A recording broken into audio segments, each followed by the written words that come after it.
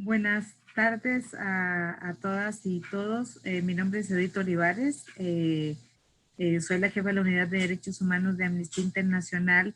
El ponente ha tenido un problemita, un contratiempo para conectarse. Estamos por empezar, solamente estamos revisando con él que pueda conectarse. Si nos dan, por favor, unos minutitos y una disculpa por el tiempo de espera.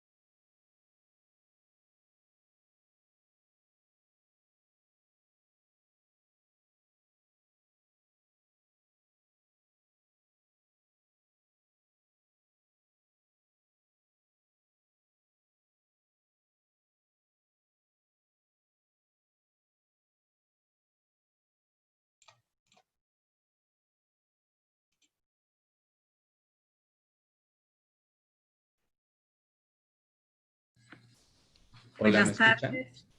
Buenas tardes, Carlos, y buenas tardes a todas y todas las personas que están uniéndose, las que ya están en este momento en la sesión y las que se están uniendo. Bueno, mi nombre, repito, es Edith Olivares, soy la jefa de la Unidad de Derechos Humanos de Amnistía Internacional en México y nos da muchísimo gusto tener la participación de todas y todos ustedes, las personas que están en esta sesión. Hoy, como saben, es la última sesión de este curso sobre los alcances y limitaciones en el uso de la fuerza Y nos da muchísimo gusto tener en esta sesión a Carlos Azueta, que es quien va a ser el ponente durante esta sesión. Y antes de presentarlo, yo quisiera hacer darles algunas indicaciones para la forma en que vamos a estar en la sesión del día de hoy, sobre todo para las personas que es la primera vez que están en este curso.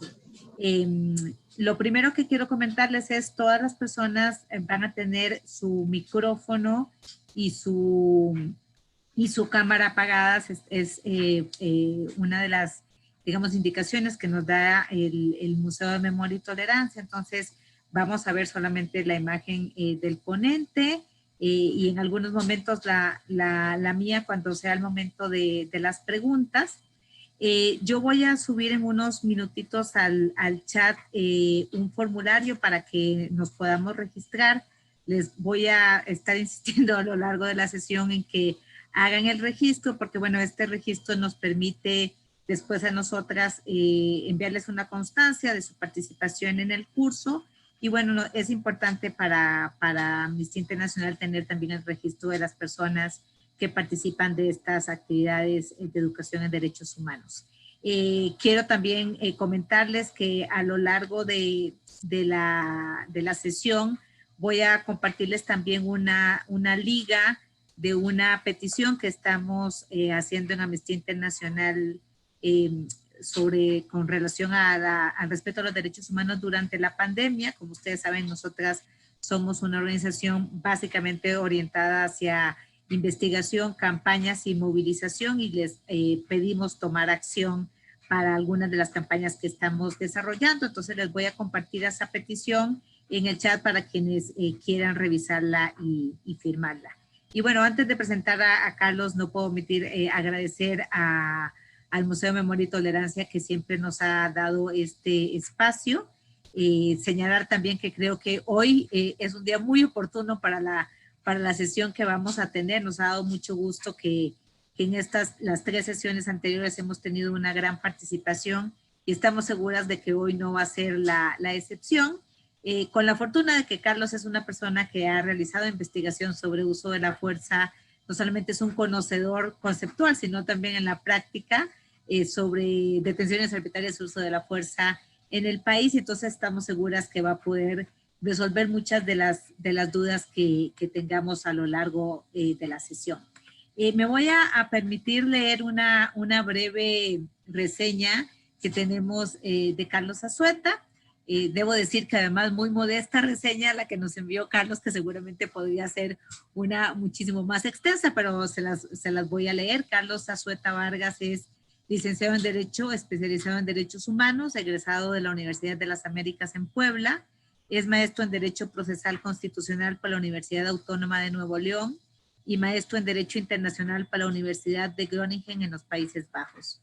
Se ha desempeñado como abogado en el programa para México y Centroamérica del Centro por la Justicia y el Derecho Internacional, CEGIL, participando en varios procesos de litigio ante la Comisión y la Corte Interamericana de Derechos Humanos.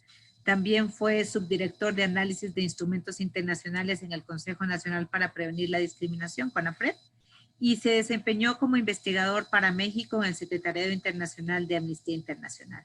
Actualmente Carlos es consultor en materia de derechos humanos y bueno, como les comento, nos da mucho gusto que nos acompañe en esta sesión. Entonces, te dejo la palabra, Carlos.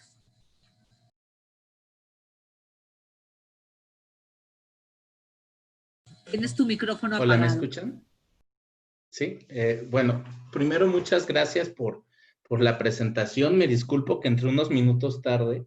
Yo estaba listísimo para entrar a las 5 porque no sé por qué en mi cabeza, supongo que de años anteriores se quedó la idea, aunque Amnistía por supuesto me envió la información precisa de que era a las 4.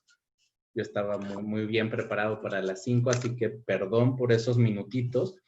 Pero ya estamos listos. Entonces, bueno, vamos a hablar un poco de... Voy a compartirles mi presentación y me dicen si la ven, si se está viendo. Sí, Bien. Entonces, hoy vamos a terminar este curso. Sé que ya han visto, porque me hicieron favor de compartirme las presentaciones anteriores y además vi quiénes eran las personas que les habían dado la ponencia anteriores y sé que ya tienen como todos los elementos para hacer un análisis de uso de la fuerza. Pero en esta ocasión vamos a terminar analizando específicamente la ley que rige en México, ¿no? La Ley Nacional de Uso de la Fuerza. Tenemos,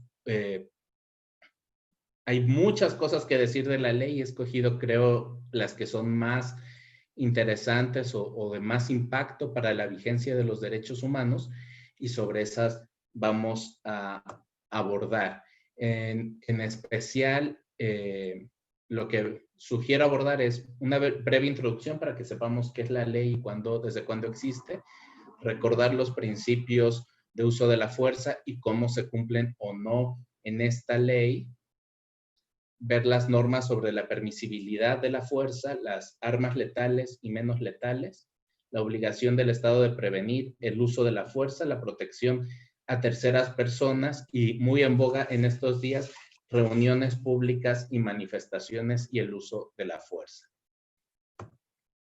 Al final, desde luego, tendremos un espacio para preguntas, respuestas y debate. Bueno, ¿qué es la ley? La ley es la Ley Nacional sobre el Uso de la Fuerza. La crea el Estado a partir de una reforma constitucional. Cuando en marzo de 2019 se hace la reforma constitucional para tener la Guardia Nacional, eso genera, en unos transitorios establece una serie de leyes que tiene que sacar el Congreso. La ley de la Guardia Nacional, desde luego, y algunas otras, incluyendo la ley sobre el uso de la fuerza. Entonces, el Congreso emite bastante rápido la ley y la publica en el Diario Oficial de la Federación el 27 de mayo del año pasado. La ley es interesante porque le dan el Congreso efectos de ley general. ¿Qué es una ley general? Una ley general es una ley que aplica para todas las autoridades. No todas las leyes que hace el Congreso de la Unión son generales o tienen esa fuerza. Digamos, hay unas que solo aplican para autoridades federales, pero hay otras que aplican para autoridades de la Federación, de los estados, de la Ciudad de México y de los municipios. Esta es una ley que le da al Congreso la fuerza de ley general, así lo disponen en el articulado de la ley, pero que en realidad podría no tener un mandato constitucional para que tenga efectos tan amplios. Ahí hay un debate sobre si debería ser solo una ley para todo el país o debería tener, digamos, un mandato especial el Congreso para hacerlo. Generalmente las leyes generales están establecidas en un artículo de la Constitución. El artículo 73 dice cuándo el Congreso emitirá leyes generales, sobre qué temas específicos. Por ejemplo, tortura, secuestro, desaparición forzada, etc. Procesos penales también es una ley que aplica para todo el país. Y esta sí la hicieron, pero digamos que hay algunas dudas de que deba ser así. Y hay muchas dudas sobre la ley, tanto así que la propia Comisión Nacional de los Derechos Humanos le impugnó en una acción de inconstitucionalidad hace un poco más de un año. La acción es la 64/2019 y no ha sido todavía decidida por la Corte. Como saben, una acción de inconstitucionalidad es un juicio en que una autoridad, no cualquier autoridad puede hacer ese juicio, pero los que pueden, le pide a la Corte que declare que una ley entera o una parte de una ley es inconstitucional. Y si la Corte lo declara, pues esa parte de la ley que declara inconstitucional deja de aplicarse, deja de existir, digamos. Eso ha pedido la Comisión Nacional. En este caso lo pidió sobre la totalidad de los artículos de la ley. Pero no se ha resuelto, no ha sesionado sobre esta ley la Suprema Corte. Varias veces lo ha listado para resolución y luego lo han quitado de la lista de casos a ver en el día y ya no lo han puesto más. Así que no sabemos qué esté pasando, pero digamos que ya lleva un buen tiempo. Es algo que tiene que resolver el Pleno de la Corte y ojalá lo resuelva pues en las siguientes semanas o en los siguientes meses. Entonces, de ahí surge la ley. Nuestro análisis es desde el derecho internacional de los derechos humanos. Eso es lo que ya han visto en todas las sesiones pasadas, los tratados internacionales y los principios básicos sobre el empleo de la fuerza y armas de fuego. Los principios básicos son un documento de lo que llamamos soft law o derecho suave o derecho, digamos, que no es obligatorio, no es vinculante en sí. Pero hay que tener cuidado con los principios básicos. ¿Por qué? Porque si bien el documento en sí no es vinculante, las normas que expresa, es decir, las reglas de las que habla, sí son parte del derecho internacional. Y en ese sentido sí son muy importantes. No es que los países puedan simplemente ignorar lo que dice los principios básicos, sino que es un documento en donde se han resumido las reglas del derecho internacional sobre el uso de la fuerza. La propia Suprema Corte de Justicia de la Nación le ha dado valor a estos principios básicos para el caso de México y otros tribunales lo han hecho en derecho internacional, como la Corte Interamericana de Derechos Humanos, por ejemplo. Entonces, recordemos los principios básicos, son legalidad, necesidad y proporcionalidad. Desde luego, esto no es lo único que hay en uso de la fuerza, pero es la base del sistema para un uso de la fuerza que sea acorde con los derechos humanos. Si lo recuerdan, el principio de legalidad indica que cualquier acto de uso de la fuerza debe estar sustentado en la legislación nacional. El principio de necesidad, que debe ser indispensable para lograr un objetivo legítimo, y el de proporcionalidad, que debe haber un equilibrio entre el beneficio que se busca al usar la fuerza y los daños que puede ocasionar usar la fuerza. Es decir, que para usar adecuadamente la fuerza, y recuerden que fuerza es cualquier acción física que usa la autoridad para hacer cumplir una orden. Puede ser desde poner unas esposas hasta dispararle a alguien, pero son acciones físicas. Es muy amplio el concepto de uso de la fuerza y cualquier forma de uso de la fuerza requiere que sea legal, necesaria y proporcional.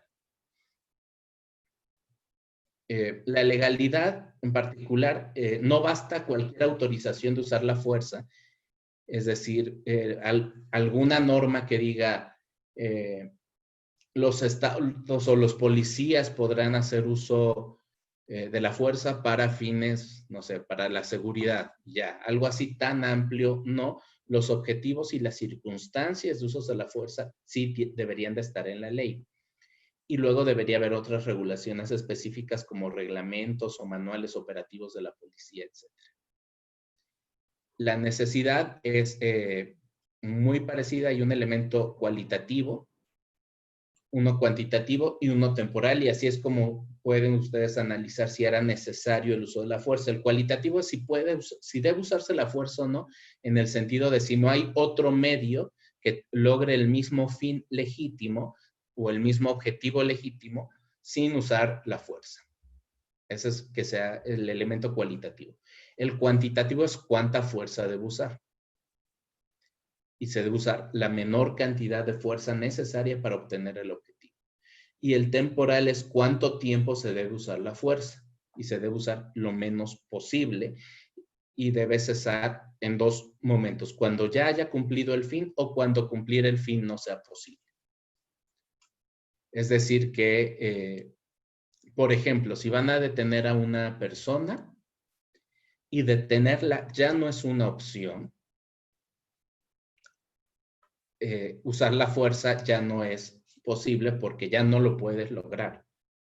O sea, si ya va corriendo la persona, digamos, o sea, no es una opción dispararle para luego detenerla porque ya no hay como, o sea, ya no vas a lograr el fin, digamos. Y finalmente, proporcionalidad, que el daño no sea mayor el daño que causa los funcionarios encargados de hacer cumplir la ley, que es el término técnico, pueden ser policías, guardias nacionales, soldados, etc. El daño que causan al usar la fuerza debe ser menor que el mal que previenen. Ahorita vamos a entrar un poco a proporcionalidad y algunos problemas o confusiones sobre esta materia. Entonces, estos principios se pueden analizar con preguntas. O sea, las preguntas al analizar una acción de policía pueden ser: ¿el uso de la fuerza está permitido en la legislación nacional y es para lograr un objetivo legítimo? Y así sabes si se cumplió o no el principio de legalidad. El principio de necesidad se divide en sus elementos y primero te preguntas si existe la posibilidad de lograr el objetivo legítimo sin usar la fuerza. Eso es muy importante porque la fuerza no debe usarse como primera opción, ¿no?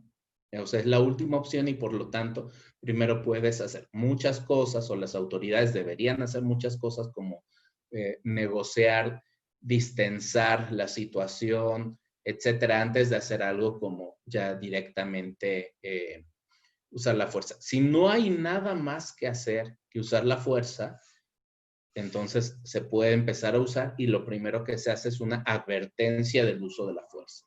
Y ya si con la advertencia del uso de la fuerza no se logra, bueno, entonces ya digamos, se permite usar la fuerza. Pero ese es el cualitativo. ¿Había posibilidad de lograr el objetivo legítimo sin usar la fuerza o no? Si no hay de otra y hay que usar la fuerza, ¿cuál es el menor nivel de fuerza que puede usar la policía para lograr su objetivo? No es lo mismo usar un nivel de fuerza como, digamos, poner esposas o algo similar un poco más bajo al nivel de fuerza más alto, que es dispararle a matar a alguien. Entre no hacer nada y disparar a matar, hay muchísimas cosas que puede hacer la policía y uno esperaría que vayan con mucho cuidado en qué es lo que deben de hacer. Y temporal, ¿qué tan pronto debes cesar el uso de la fuerza? No la puedes usar eternamente, no la puedes usar si ya no vas a conseguir el fin o si ya lo has conseguido. Se ve mucho en la vida real problemas del aspecto temporal, por ejemplo, cuando ya tienen a una persona sometida, a una persona detenida, digamos, ya esposada, y le pegan o le dan una descarga eléctrica o algo así que ya no es necesario porque ya se cumplió el objetivo. Si el objetivo legítimo era detener a la persona y la persona ya está detenida y esposada, no tiene sentido que se siga usando la fuerza. Y finalmente, para el principio de proporcionalidad, lo que preguntas es, ¿los posibles daños exceden los beneficios de usar la fuerza? Y ahí, desde luego, es muy importante recordar que no cualquier daño que puedas causar está permitido por el derecho internacional. Es decir, no puede alegar la policía o los gobiernos o el Estado en sí que usó la fuerza solo porque había un objetivo legítimo. Supongamos que alguien, qué sé yo, no pagó el parquímetro y se va en su auto y un policía quiere multarlo o algo. Por supuesto que el objetivo de obtener el dinero del parquímetro no lo autorizaría a usar un arma de fuego, ¿no? O sea, el daño que puede causar al usar un arma de fuego es tan grande que solo puede justificarse si el objetivo es igual de importante o más importante. Por lo tanto, por el principio de necesidad y el de proporcionalidad, las armas de fuego solo pueden usarse para proteger una vida o evitar una lesión grave a una persona. Nada más. No hay otra forma de usar legalmente las armas de fuego. Y eso es el derecho internacional y está muy bien, pero luego llega la ley nacional que es, digamos, no es mi ley favorita. Tiene algunos problemas la ley nacional y Primero, principio de legalidad. Primero, gran problema de la ley. La ley solo indica que se realiza con estricto apego a la Constitución, las leyes y los tratados. Eso no está bien, eso no es suficiente porque no establece cuáles son los objetivos legítimos y no establece, o sea, las circunstancias en que se puede usar la fuerza. Decir que se haga con apego a la ley y a la Constitución parecería que abre demasiado la puerta y que entonces cualquier fin legal ameritaría el uso de la fuerza. Hacer cumplir cualquier ley, hacer cumplir cualquier mandato constitucional ameritaría el uso de la fuerza. Y eso es muy problemático, muy, muy problemático. El siguiente, que es el principio de necesidad, en la Ley Nacional de Uso de la Fuerza solo dice que el principio es el uso de la fuerza es la última alternativa, es decir, que van a agotar otras cosas y luego usarlo. Eso cubre más o menos el aspecto cualitativo, es decir, hay otros medios antes de usar la fuerza, eso lo cubre, pero no cubre cuánta fuerza hay que usar, el aspecto cuantitativo, ni por cuánto tiempo o cuándo detener la acción de uso de la fuerza, el elemento temporal de este principio. Entonces queda bastante desdibujado y eso es un problema de operación. O sea, cuando los policías hacen uso de la fuerza, no están bien limitados en su actuar por una ley que cumple el derecho internacional. Finalmente, el principio de proporcionalidad en la ley tiene algunos problemas porque no dispone la ley, no explica que los funcionarios encargados de hacer cumplir la ley no deben causar más daño que el que pretenden evitar. Ese es el principio, es bastante simple y la ley no lo pone en ningún lugar. Hay en algunos momentos, la ley sí menciona el principio de proporcionalidad por nombre. Los tres nombres los tiene, pero las definiciones son, digamos, inadecuadas. Algunas están combinadas, eso no es un problema para el derecho internacional, o sea, estos nombres de legalidad, necesidad y proporcionalidad son más o menos los estándares, pero si algún país decide cambiar un poco la nomenclatura, eso está bien mientras el contenido no cambie. Aquí sí están cambiando el contenido y le están recortando mucho y por lo tanto la ley no sirve para proteger adecuadamente los derechos de las personas. Vamos a ver algunos ya aspectos particulares. El primero es la permisibilidad del uso de la fuerza. ¿Cuándo puedes usar la fuerza? La regla básica es que usar la fuerza está prohibido. O sea, esa es la regla de derecho, digamos. El uso de la fuerza está prohibido y tiene excepciones esa prohibición. Y sobre las excepciones se elabora todo el sistema de uso de la fuerza. Pero es muy importante que sean excepciones. Aunque sean muchas excepciones, no importa. Es importante que haya muchas, que sea muy clara la ley y que sea muy claro el entrenamiento a las policías de que el uso de la fuerza no es la forma de actuar. Es una excepción, hay que evitarlo lo más posible y solo se usa cuando hay una necesidad absoluta de usar la fuerza. Y especialmente cuando la fuerza es letal, es decir, cuando puede matar, o sea, está dirigida a matar, solo es permisible para proteger una vida o para proteger de lesiones graves, cuando el riesgo es inminente. Proteger una vida es más o menos sencillo, creo, de entender. O sea, si alguien va a matar a alguien o está disparándole a la gente, claro que hay un riesgo a la vida. Lesiones graves indica en este sentido del uso de la fuerza, lesiones que pongan en riesgo la vida o produzcan una alteración profunda, muy profunda y permanente de la forma de vida de una persona.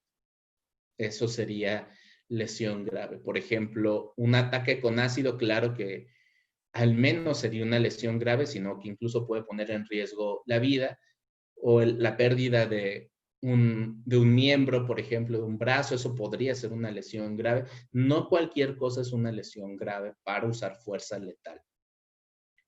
Primero. Y segundo, el riesgo tiene que ser inminente. ¿Qué quiere decir eso?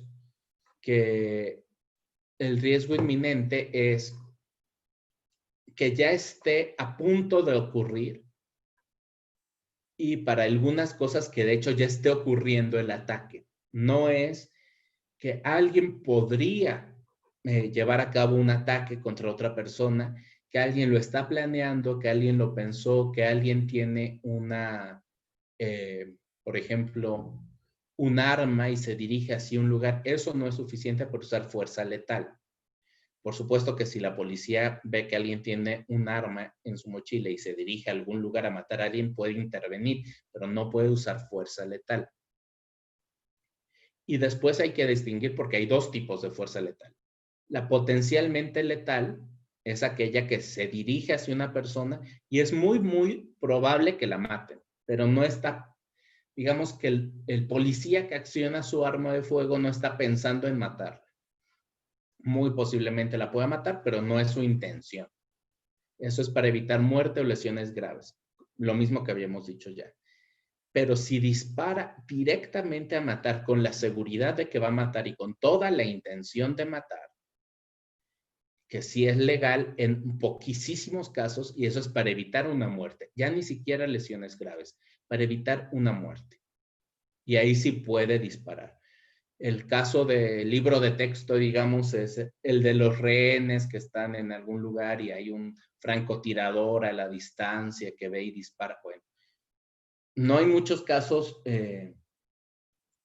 digamos, de prácticos que podamos estudiar de fuerza intencionalmente letal en que no haya, por ejemplo, un tiroteo o algo. Generalmente son cosas así. Tiroteos, rehenes, no hay mucho más. Y ahí sí es el único caso en que el Estado en tiempos de paz, y México está en tiempos de paz, tengo ahí un debate profundo con algunos colegas que dicen que no, pero en México no hay conflicto armado, digamos, no hay guerra, y entonces en tiempos de paz la única forma, el único momento en que una autoridad puede intencionalmente matar a una persona es si es una funcionaria encargada de hacer cumplir la ley, o sea, una policía, soldada, etcétera, y está evitando una muerte. Puede ser su propia muerte, o sea, puede ser en defensa propia, digamos, pero evitando una muerte.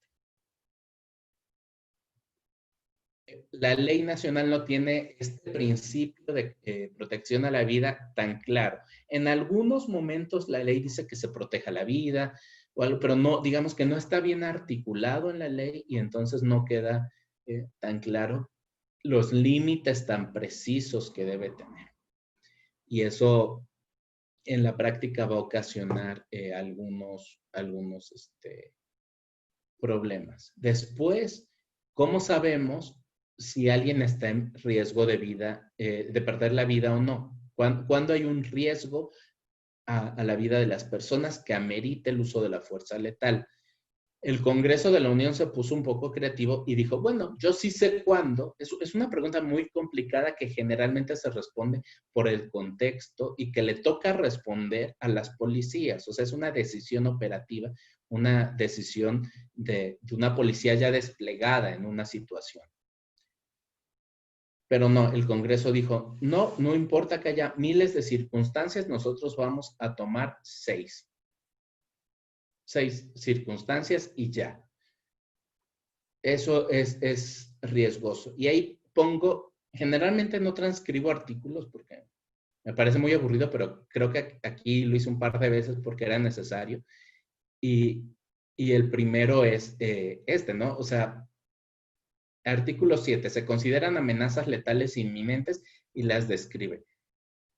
Apuntar con el cañón de un arma de fuego o una réplica de la misma hacia una persona. Bueno, yo no sé cómo la réplica de la misma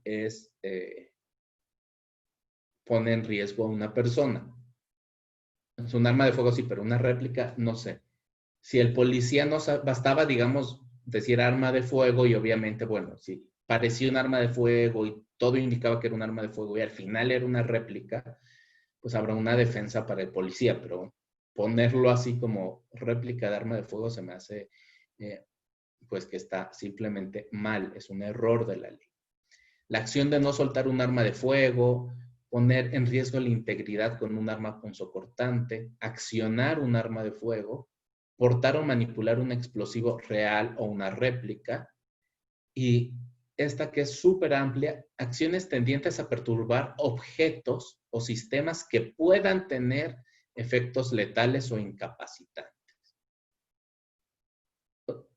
Unas son demasiado amplias como esta última. O sea, si alguien está haciendo una instalación de gas, está perturbando un sistema que puede tener efectos letales, pero yo no creo que la policía pueda ir y empezar a dispararle. Hay otras que tienen, que son muy específicas, como esta de no soltar un arma de fuego. Y el problema es, primero, que en todos estos casos puede haber ejemplos, digamos, en donde no haya un ataque real, una amenaza a la vida. O sea, alguien puede estar, por ejemplo, con un brote psicótico, pero como tranquilo, y tener un arma de fuego y no estar entendiendo qué le dicen y no está apuntando a nadie, y se puede resolver hablando con la persona, y ya, sí, y no, porque no soltó el arma ante una orden, no se le puede disparar. Apuntar con un arma de fuego a una persona en general es una amenaza, pero dependiendo de las circunstancias se puede usar otra, se puede dialogar todavía, depende mucho, te está apuntando porque acaba de disparar a 5 personas y ahora va a dispararte a ti, me parece que es inminente, pero es alguien que está súper asustado, que no quiere que lo detengan y tiene un arma, no necesariamente autoriza el uso de un arma de fuego en su contra. Y así te puedes ir con todas, pero además de eso, hay muchos más escenarios posibles en la vida real que no caben en estas 6. Y esta ley parece que entonces limita a las policías a solo hacer uso de la fuerza letal en estos 6 supuestos. No tiene muchos artículos que ustedes ven en las leyes terminan con algo como, y otros que se le parezcan, y algunos otros, aquí no, es estos y ya. Entonces, ni protege bien a la ciudadanía, porque pone un montón de escenarios que pueden no ser de riesgo de vida, ni protege ni le da herramientas a la policía, porque excluye muchos escenarios en que sí deberían poder usar sus armas de fuego. Entonces, muy mala idea. Lo que debe estar en la ley es el principio de protección a la vida y cuando se puede usar la fuerza en el sentido de cuando haya una amenaza a la vida o una amenaza de lesión grave y ya. La decisión operativa debe caer en las autoridades desplegadas, en las autoridades policiales, digamos. No en el legislador, en una ley que hacen mucho antes de que vaya a ocurrir un hecho en la vida real. Veamos armas letales y no letales. Sé que esto lo vieron, así que, pero rápido podemos hacer un repasito de qué es y de cómo están en la ley. Primero hay que recordar que las armas no son el único equipo necesario. No cada que hablan, pero casi cada que hablan políticos, etcétera, de capacitar y de dar equipo a las policías, armas. O sea, también hay equipo de protección, más allá de que también les deberían dar buenos seguros, seguro social, todo. Más allá de eso, equipos de protección táctico, uniformes, y armas que no sean armas de fuego, ¿no? Armas menos letales, etcétera. Pero hay radios para comunicarse, botones de pánico. O sea, hay muchas cosas que pueden usar que no son armas y que les permiten hacer mejor su función. Entonces, siempre para recordar que no, policía no es solo aquella persona que trae un arma y no solo le tienen que dar un arma. Tiene que tener una serie de equipamiento pues más amplio. Y ya que va a usar armas, y las armas que use, hay que hacerlas con cuidado. Hay armas letales y menos letales. Aquí puse algunas fotografías muy básicas, porque especialmente por armas letales. Las armas letales, también llamadas armas de fuego, la ley las divide, pero en realidad es el mismo concepto. No son solo pistolas o solo rifles. Es cualquier, y ahora lo vamos a ver, cualquier dispositivo diseñado para matar. Entonces pueden ser explosivos o bombas, puede ser un dron, o sea, un dron armado, digamos, no un dron con una cámara, pero un dron armado para hacer ataques, para matar. Eso es un arma de fuego bajo el derecho internacional y es un arma letal. O sea, las armas letales están diseñadas para matar. Y las armas menos letales no están diseñadas para matar, pero podrían en algunas circunstancias causar la muerte. Gases lacrimógenos, gas pimienta, bastones y teasers eléctricos y muchas otras cosas más que podrían usar las policías son, digamos, menos letales, pero no son no letales. Van ustedes a ver en la ley y en algunos documentos incluso de derecho internacional el término armas no letales. Es un término viejo que se ha dejado de usar y por favor dejen de usarlo. Toda arma puede matar. Puedes tomar un teaser como el que está en la foto, uno de esos de proyectil, y sostener la electricidad y matar a alguien. Y eso depende mucho de cómo se usa el arma, de cómo está la persona, de si tiene alguna condición previa, etc. Puede, por supuesto, matarse a alguien con una macana. No está diseñada para eso, pero digamos que puede suceder. Entonces hablamos de armas menos letales y eso además podría ayudar a que las personas tengan conciencia de que pueden matar a alguien al usar ese armamento. ¿Qué hace la ley al respecto? Bueno, esta es la definición que les acabo de dar. La ley, y también lo transcribí porque creo que era importante, divide armas de fuego y armas letales. Primero, y armas de fuego dice las autorizadas para el uso de los miembros de las instituciones de seguridad, de conformidad con la Ley Federal de Armas de Fuego y Explosivos.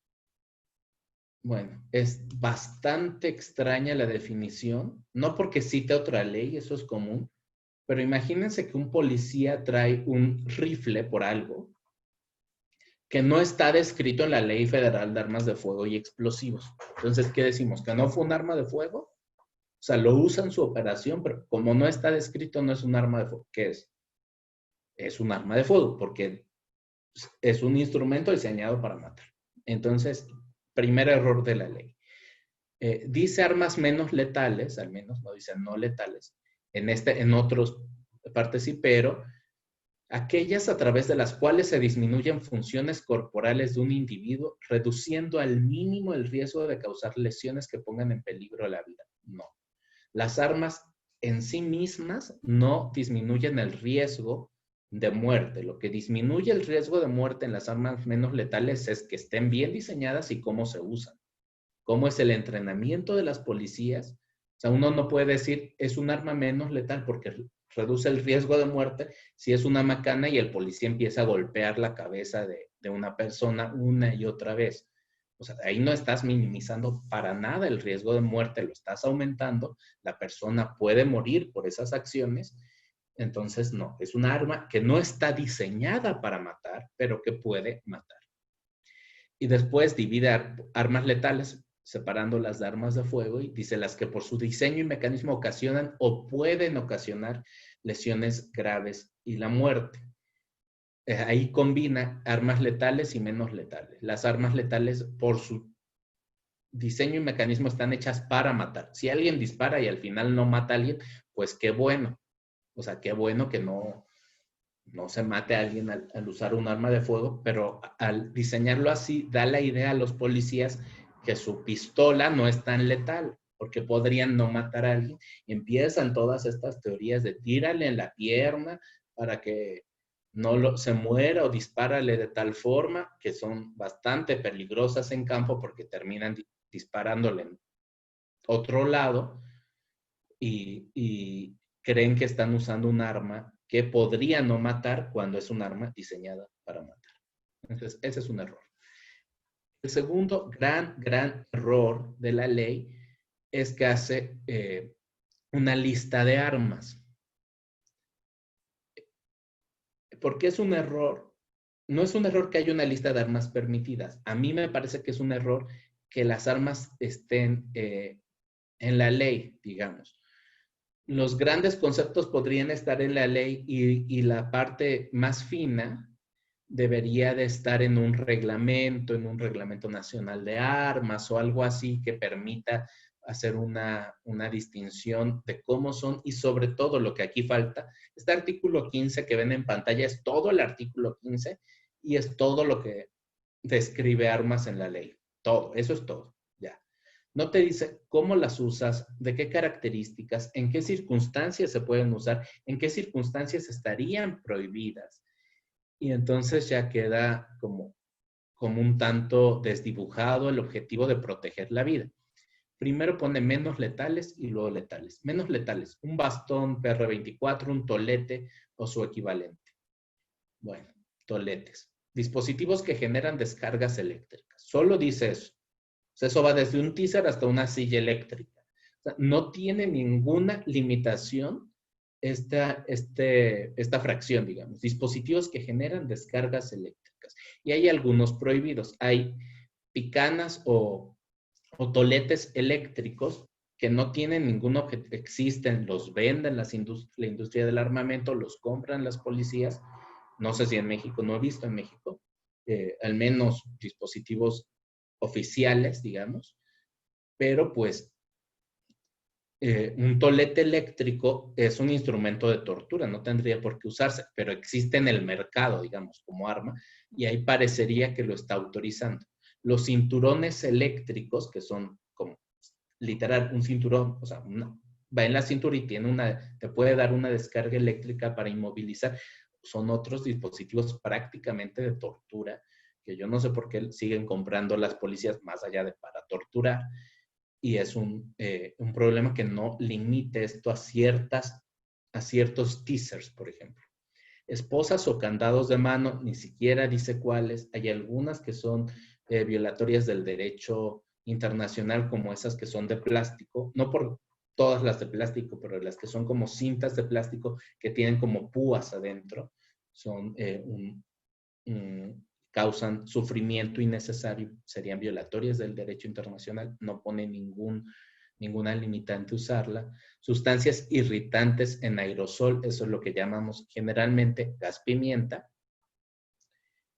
No, en mi opinión, no incluiría extintores de incendios, aunque sean irritantes, porque no es un arma, o sea, no está diseñado para ser un arma, y hay que tener esto en cuenta, no admite gases lacrimógenos. Yo no creo que el Congreso quiera quitar gases lacrimógenos porque no me parece que tengan por lo que veo de la ley, una tendencia súper garantista. Me parece que creían que el gas lacrimógeno está en aerosol, entonces ahí queda cubierto, pero no, el gas lacrimógeno tiene un sistema pirotécnico para poder salir, no está en aerosol y por lo tanto el uso de gases lacrimógenos viola la ley, tal como está escrita y como está vigente al día de hoy.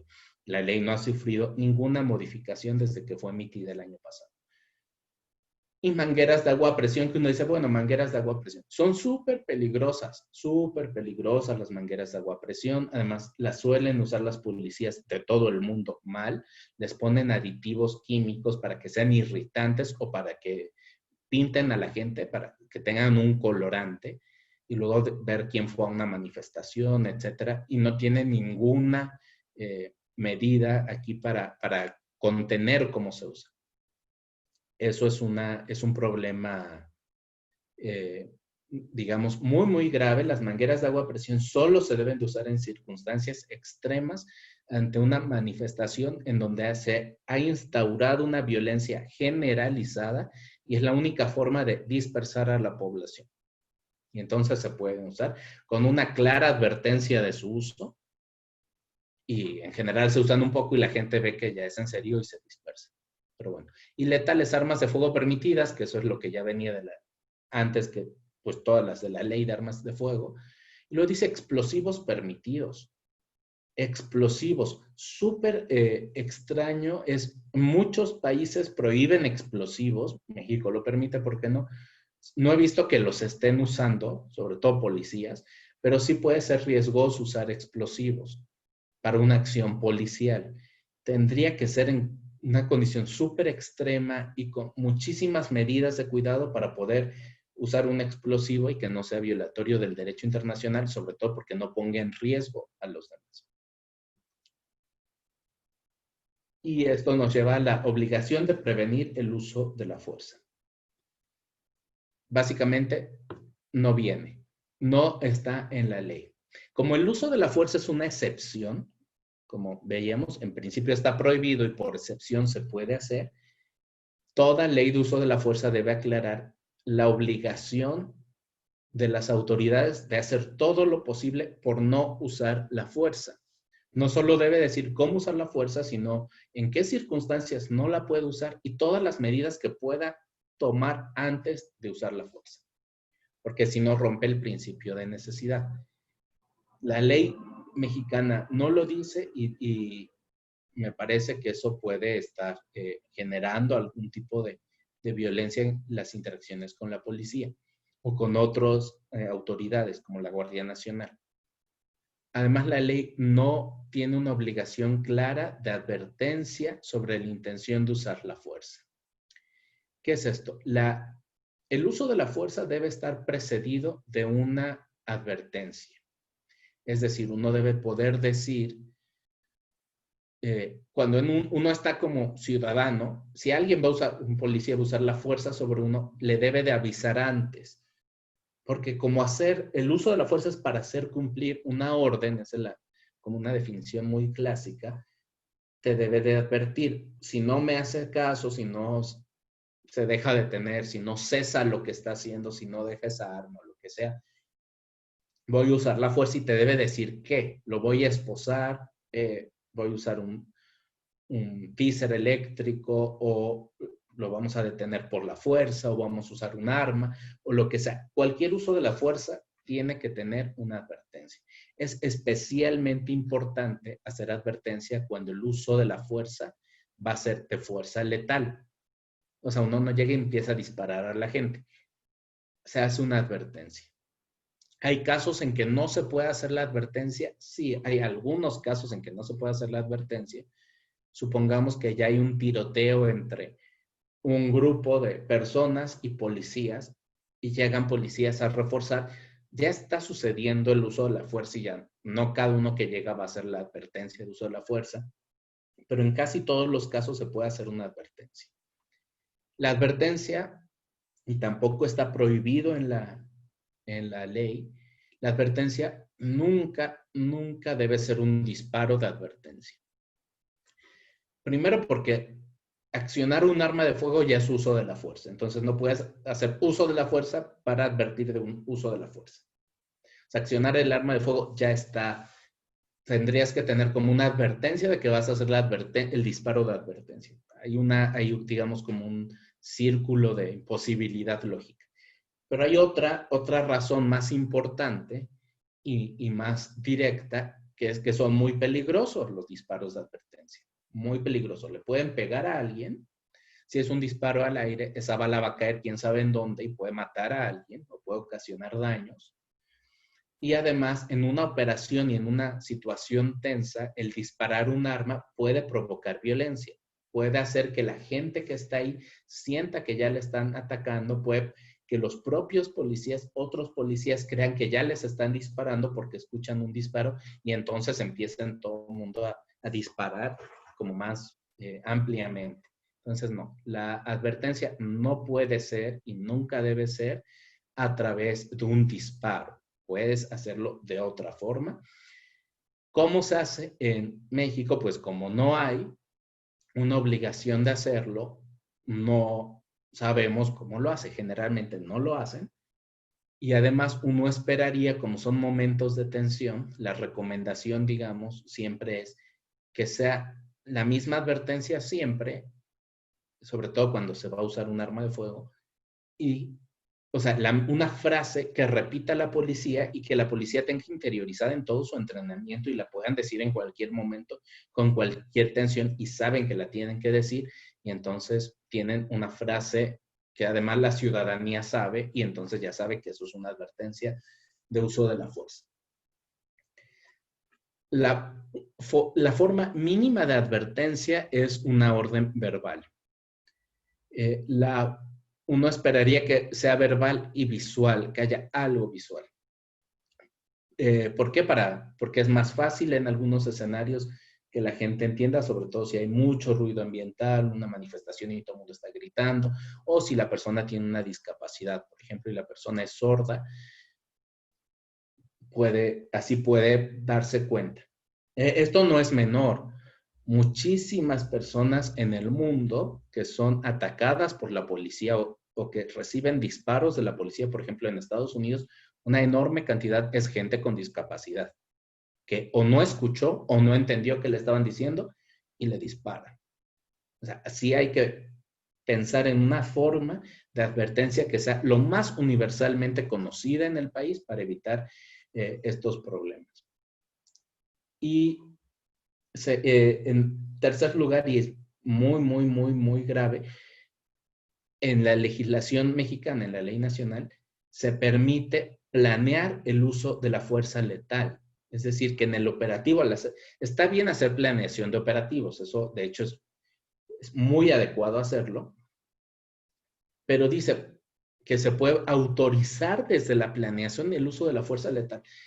Eso es pésimo porque estaría diciendo la autoridad que sabe completamente y a ciencia cierta las condiciones que va a encontrar y cómo se va a desarrollar la actividad durante el operativo y que por lo tanto no se tiene que evaluar. No, el uso de la fuerza letal solo lo puede evaluar las funcionarias que están ahí, que están ante el problema y hacen la evaluación y actúan. No se les puede dar digamos, un permiso anterior. Ellas ya tienen permiso de usar la fuerza letal si está en riesgo una vida. Ya con eso. Si además dices en el operativo, al planearlo, vamos a usar fuerza letal, pues predispones a las policías a ir y usar fuerza letal. Le estás dando un permiso y le estás bajando el nivel de responsabilidad que debe tener al tomar una decisión de este tipo.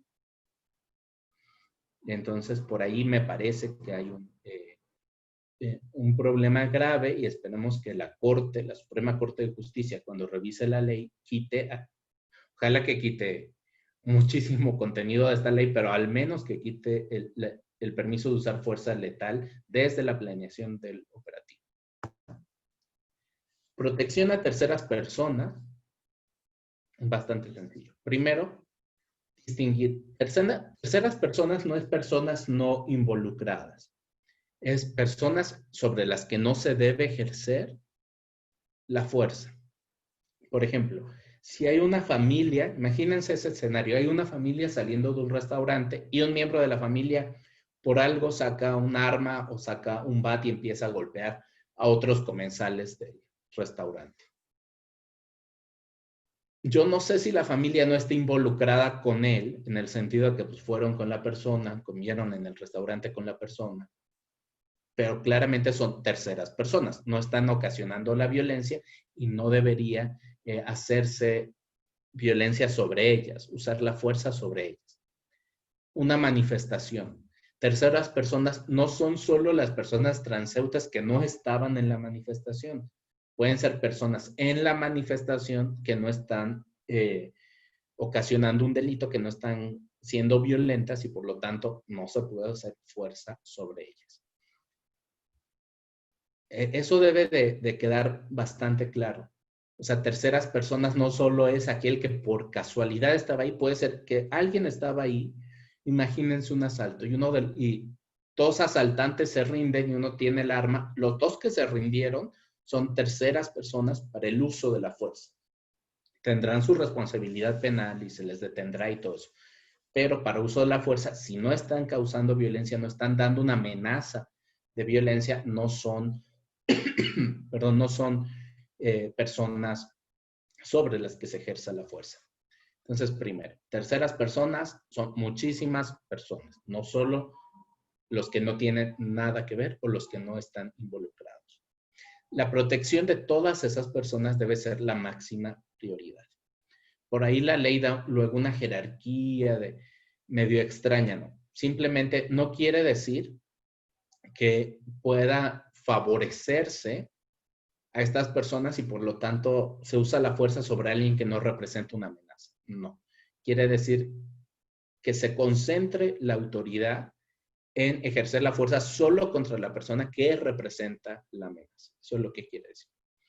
Y además no existe el concepto de daños colaterales o incidentales permisibles. ¿Qué es esto? Pues, quizá lo han escuchado mucho cuando hay un operativo, sobre todo cuando es a alta velocidad o con un armamento muy poderoso, como cuando está involucrada la Secretaría de la Defensa Nacional, pues el Ejército. Y hubo daños colaterales y también matamos a una familia. Recuerdan ese caso de un helicóptero que disparó y le disparó a una camioneta de una familia. Y dice, son daños colaterales. No. Los daños colaterales es un concepto del derecho de guerra, no del derecho de seguridad ciudadana. En el derecho de guerra sí existen los daños incidentales o colaterales y se evalúan de otra forma. Porque en guerra las acciones que puedes hacer, y no es que en la guerra puedan hacer todo, claras normas de conducción de hostilidades, pero son otras normas que no tienen nada que ver con la seguridad ciudadana y se hacen de otra forma, se pueden usar otros armamentos y ahí, bajo ciertas condiciones bastante restringidas, pueden aceptarse daños colaterales cuando esos daños se justifican por la ventaja militar que se va a obtener en la operación. Ahí sí se puede.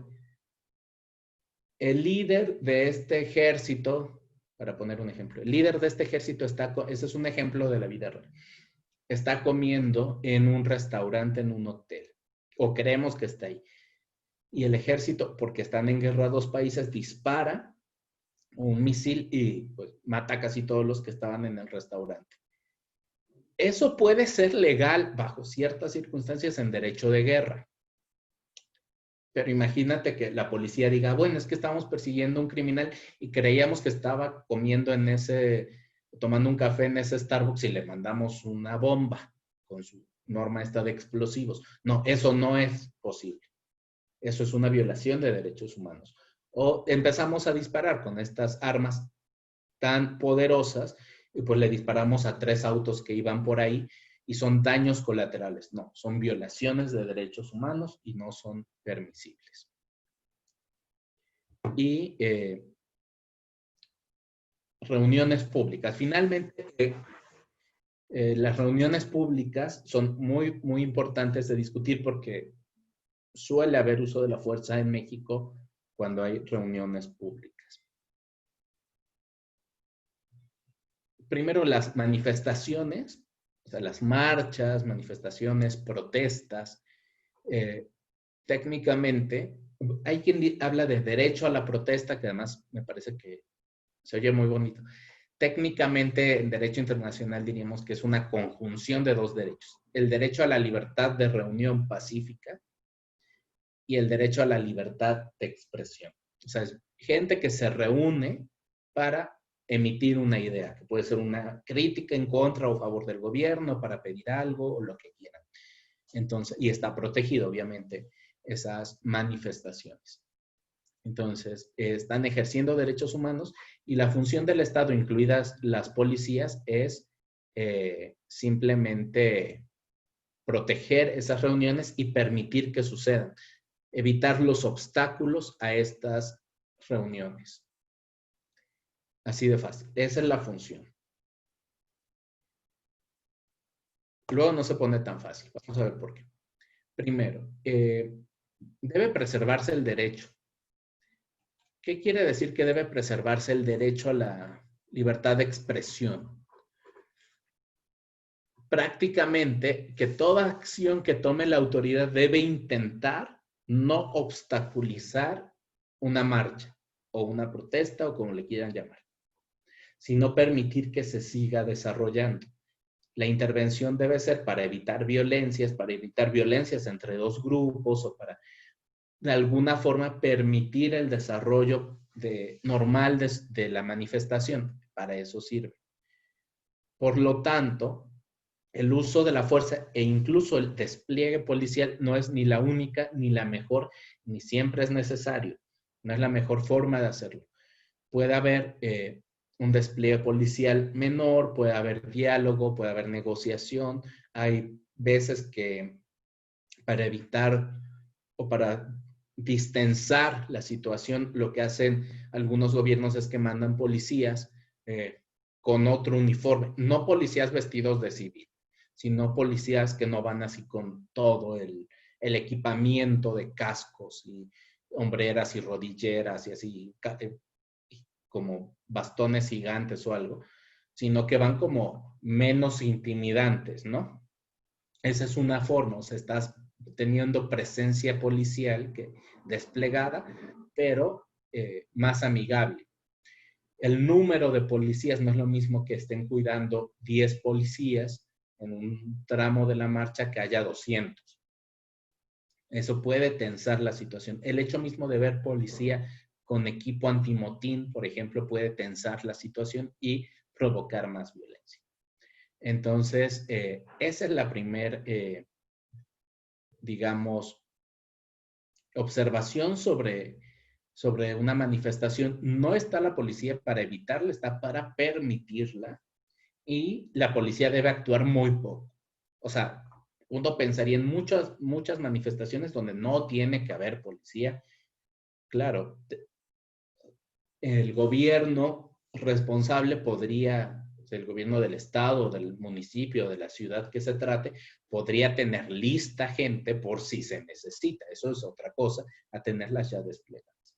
Diálogo, negociación, pueden enviar servicios de salud, ambulancias, cosas así, paramédicos, y eso empieza como que la gente se sienta más protegida y haya menos violencia. El segundo es que a veces va a haber violencia en las manifestaciones. Pasa en todo el mundo. Eso va a pasar. Si hay manifestaciones, es posible que haya violencia. ¿Qué puede hacer el Estado? Contener los brotes de violencia enfocándose en la persona que sea violenta y que ya esté siendo violenta.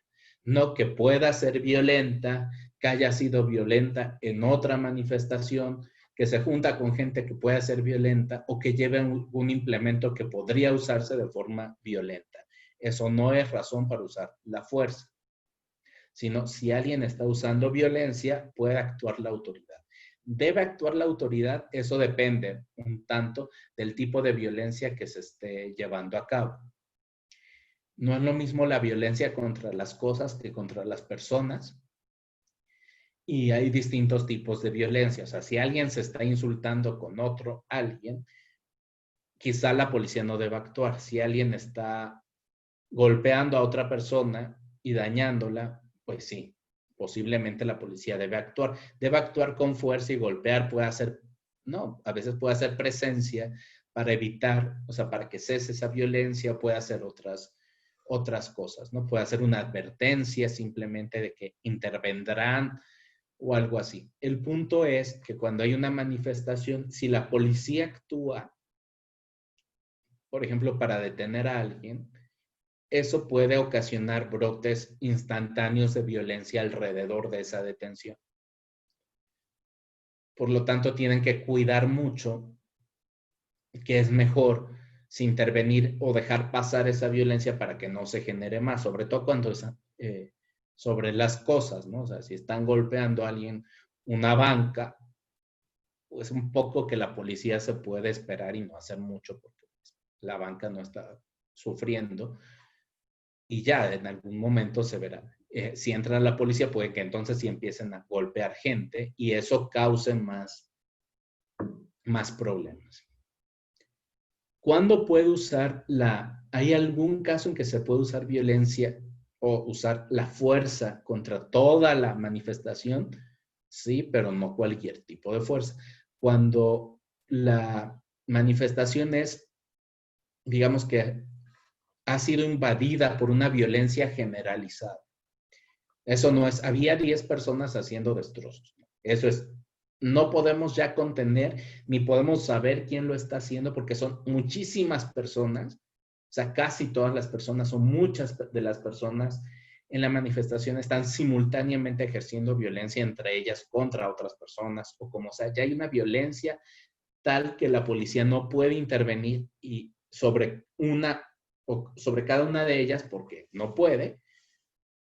Entonces la policía puede tomar la decisión y esa siempre es una decisión, digamos, como pues que fracasó todo lo demás, no logró su objetivo, que es permitir que se lleve a cabo la manifestación en buenos términos, y pues ya podría tomar la última medida en una manifestación, que es dispersar la reunión. No es hacer detenciones masivas, no, es dispersar, que se vayan. ¿Cómo se hace? Se avisa que hay una orden de dispersión, o sea, que se vayan, que se separen y se dispersen, y se da la advertencia de cuánto tiempo dan para eso, por ejemplo.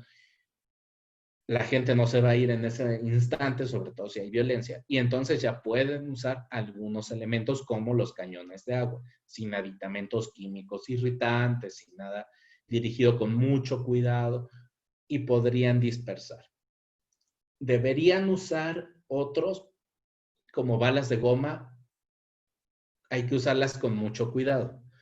Las balas de goma pueden, para que funcionen, las tienen que dirigir a alguien. O sea, no es como a toda la población. La tienes que dirigir a alguien.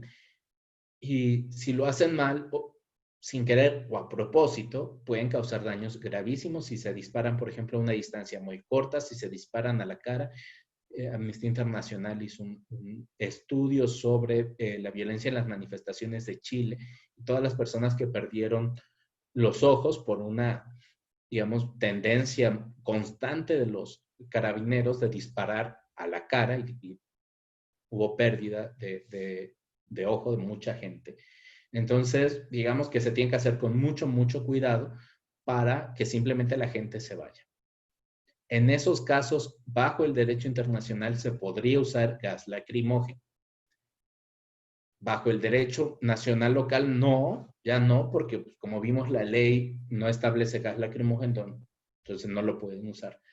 Pero en general, el derecho internacional ahí lo permitiría en ciertas circunstancias. Uno, si quieres que la gente se disperse, tiene que tener para dónde irse. No puede estar encapsulada, no puede estar retenida, no puede estar dentro de un edificio. O sea, no se puede usar gas lacrimógeno en un lugar cerrado o en un lugar en donde no hay, primero cerrado, techado, una estación de metro, por ejemplo, ¿no?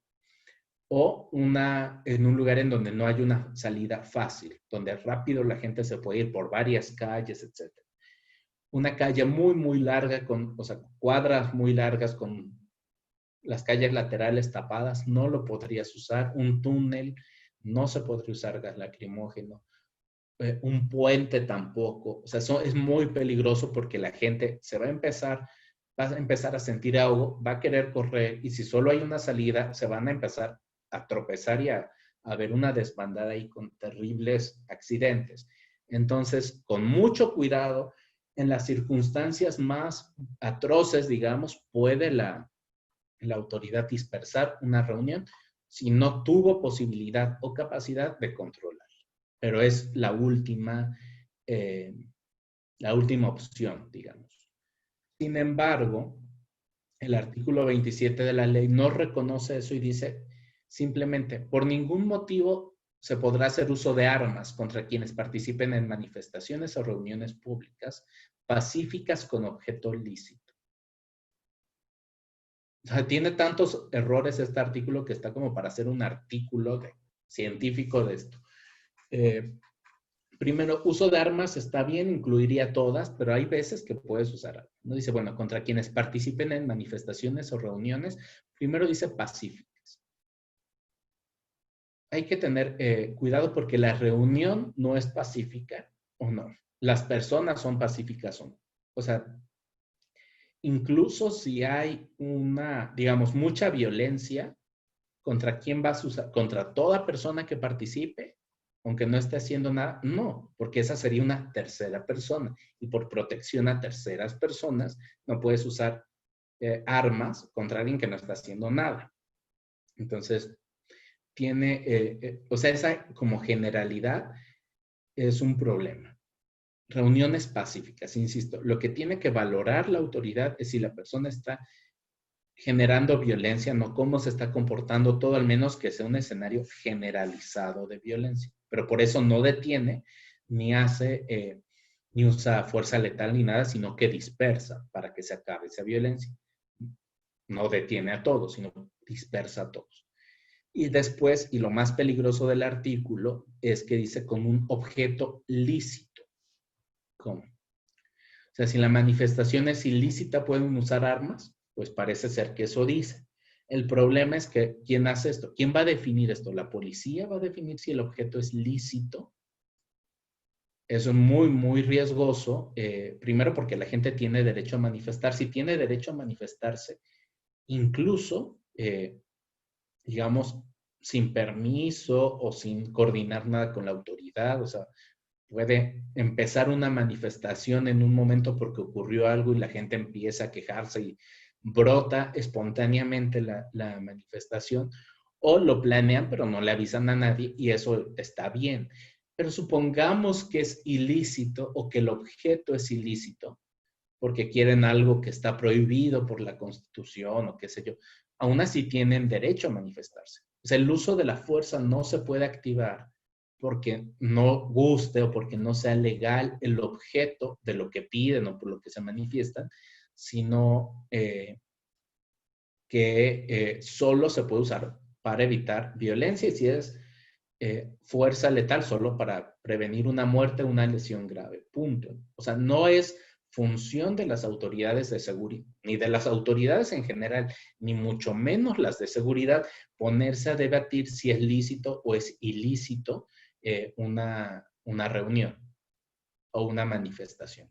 Entonces, este artículo ha sido muy criticado en la ley, no lo han cambiado en el Congreso y esperamos que realmente sí la Suprema Corte de Justicia logre pues quitarlo, ¿no? O sea, que tengan suficientes votos, como es una acción de inconstitucionalidad, necesitan 8 votos, son 11 ministros en la Corte, 8 tienen que votar para que se quite un artículo y esperemos que los 11 voten por quitar esta aberración que es el artículo 27 y algunos otros de la ley. Entonces, para concluir, uso de la fuerza tiene que seguir las reglas del derecho internacional. México por fin creó una ley de uso de la fuerza, pero la creó mal, con muchos, digamos, errores técnicos, con un proceso legislativo que fue penoso, no quisieron escuchar a nadie. Yo recuerdo allá todas las organizaciones intentando hablar y personas expertas intentando hablar en el Senado como para que no pasara esto, pero dijeron, tenemos todo controlado, ya nos informamos, va a salir muy bien. No salió muy bien y ojalá se pueda mejorar, ya sea por la Corte o por el propio Congreso, para garantizar que la policía hace su trabajo bien, o sea, que usa la fuerza cuando la tiene que usar y en forma adecuada. Hay mucho más que decir de la ley, pero me parece que con esto damos un vistazo general y podríamos abrir el espacio para preguntas. Muchísimas gracias a Carlos por esta exposición que creo que ha sido... Ay, perdón. Es que me pidieron abrir mi video y yo creí que me lo abrían sola. Pues muchísimas gracias, Carlos, por esta exposición. A mí siempre me ha encantado cómo Carlos es tan didáctico para explicar un tema que es tan técnico y tan complicado y seguramente pues habrán muchísimas preguntas. Yo quisiera que abrieran el micrófono para ir, si les parece, que recojamos unas 3 preguntas y Carlos las responda y vayamos, para así les pediría solamente por respeto a todas las personas que están en el grupo que tratemos de ser sintéticas con las preguntas para que podamos recoger la mayor cantidad. Entiendo que ahora se abre el micrófono y yo solo voy recordándoles también que se registren en el formulario. Supongo que ustedes abren el micrófono para recoger las preguntas. ¿O lo abro yo? Ya no sé. Yo creo que yo no puedo abrir el micrófono. Perdón, Edith. Bueno, los participantes deben levantar su mano, ya sea que tú o yo, les abramos el micrófono para que puedan participar. Muchas gracias. Entonces, les pido que levanten su mano si tienen alguna pregunta y les vamos dando participación. No veo todavía ninguna mano levantada. Sí. Tengo a Sandra, Alicia y Jimena. Entonces, si quieren, empezamos. Sandra Jiménez, Alicia Romero y Jimena Silva. Les voy a ir dando yo la participación. A ver, le pongo a ella a reiniciar audio. Listo. Hola, Sandra. Carlos, muchas gracias por la ponencia. A lo largo de las sesiones, justamente hemos como retomado lo que nos has dicho y contigo nos ha quedado más claro, gracias. Una duda me ha causado, bueno, más bien se me ha dado en estas sesiones, que es la formación de los policías. Entiendo que estas leyes son una cuestión que van a impactar como protocolo y que después, al ser legales, se tienen que cumplir.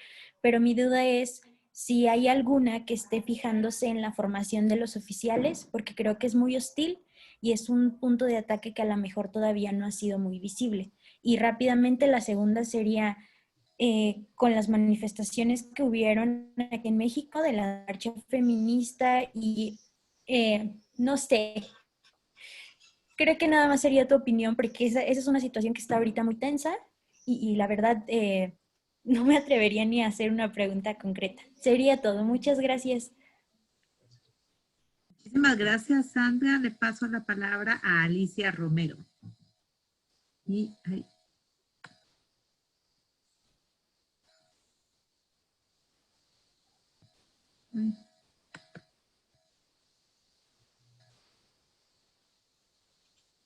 No sé si me pueden ayudar porque no puedo desbloquearle su micrófono.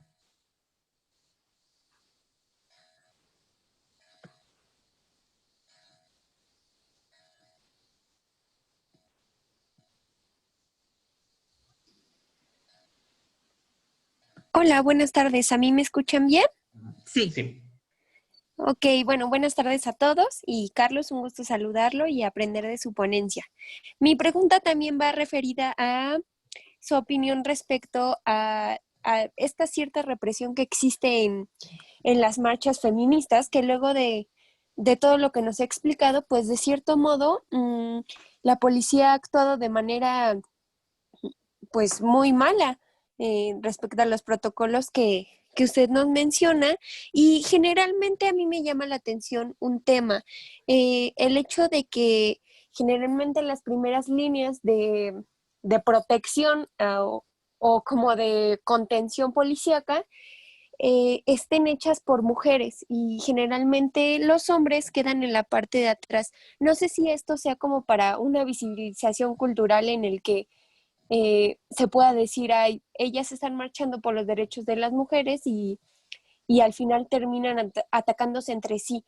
Entonces, no sé si usted igual me pudiera dar como su punto de vista, su perspectiva respecto pues a esta forma de actuar. Muchas gracias. Voy a darle la palabra a Rosemary porque no pude, entiendo que eras Jessica, ¿no? Entonces le voy a dar la palabra a Rosemary, que tiene el micrófono ya activado.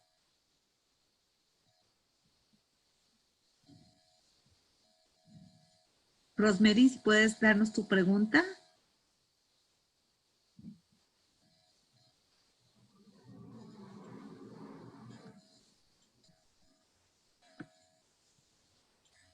Rosemary, ¿nos escuchas?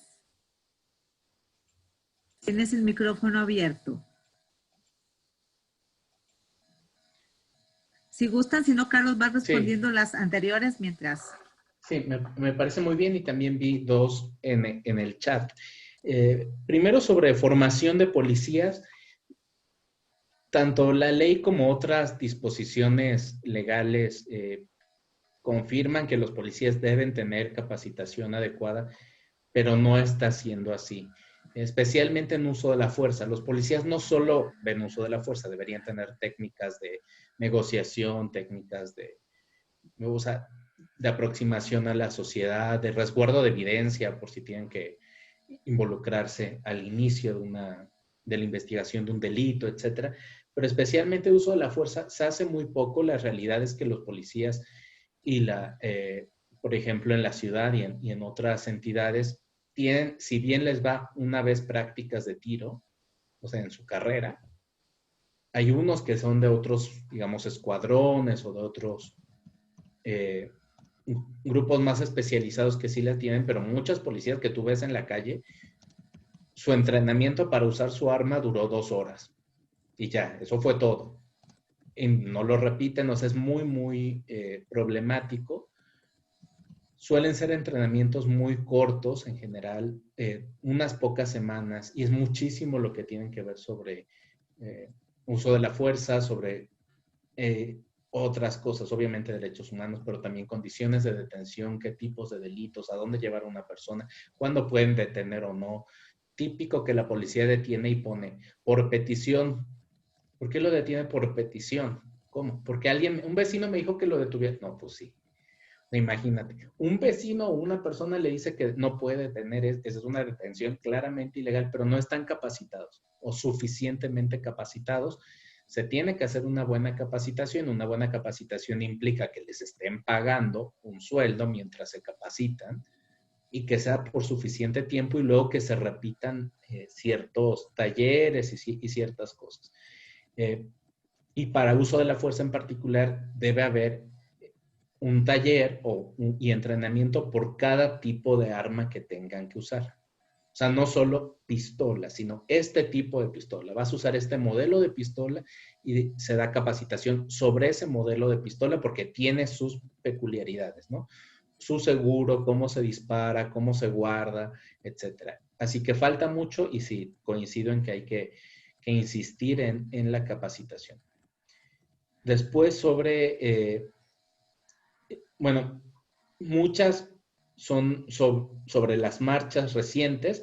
Había otra sobre si un vehículo motorizado puede considerarse un arma, que estaba en el chat. Y eso es muy interesante. No es técnicamente un arma porque no fue diseñada para usarse así, pero lo usa como un arma y por lo tanto lo tiene que... o sea, la regla es, la policía no debería usar nada como arma que no sea un arma. Extintores, autos, etc. Si usa algo como un arma por una condición extrema en que no hay otra cosa como un vehículo motorizado, el punto es, ¿qué está haciendo? Se lo está aventando a alguien, el vehículo entonces está haciendo uso de la fuerza letal. Está usando un elemento extra, como si fuese un arma para hacer uso de la fuerza letal y por lo tanto debería cumplir con los parámetros para hacerlo y solo hacerlo en las circunstancias más extremas. No es como, olvidé mi arma, la aviento a la patrulla. No. Sí puede hacerlo en alguna circunstancia muy, muy... O sea, le están disparando 3 personas y lo único que tiene es su patrulla y se las avienta para poder salir. Algo así podría ser y tiene que usarlo de forma responsable.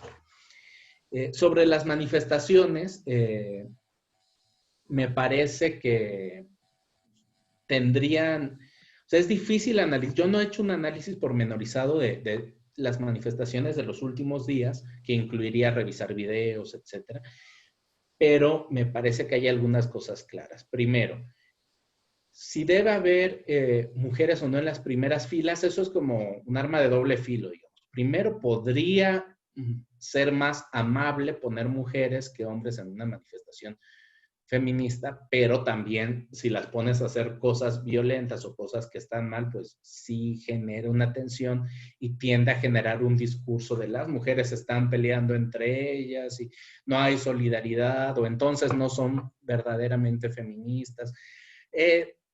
No sé si sería mejor poner hombres también, o sea, no sé, pero sí es riesgoso. Si pusieran principalmente mujeres, pero no haciendo uso de la fuerza, y cuando lleguen a hacer uso de la fuerza haciéndolo bien, pues sería otra cosa. Hay 2 cosas que han hecho mucho las policías en estos días y en otras manifestaciones en el pasado. El primero es el encapsulamiento. Y el encapsulamiento es una medida muy, muy riesgosa que suele salir mal. Algunos países ya la han prohibido.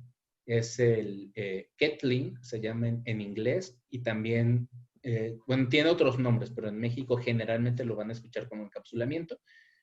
Lo que debería hacerse es cuando hay un grupo violento dentro de una manifestación más grande, el encapsulamiento sirve para separarlos de los otros y que no violenten a las demás personas y pueda seguir la manifestación. Como se ha usado en la Ciudad de México, es detener gente para evitar la manifestación, incluyendo gente que no está siendo violenta, y luego tener a las personas detenidas mucho tiempo. Un problema del encapsulamiento es que suele durar muchas horas. O sea, claro, unos segundos en el video, pero la gente ya lleva ahí 4 o 5 horas y empieza, y eso es una condición conocida de esta táctica policial, que después de unas horas la gente se va a poner violenta, porque está encerrada, no la dejan salir, no sé, sobre todo si no hay comunicación y no le están explicando qué pasa y cuándo va a salir y por qué.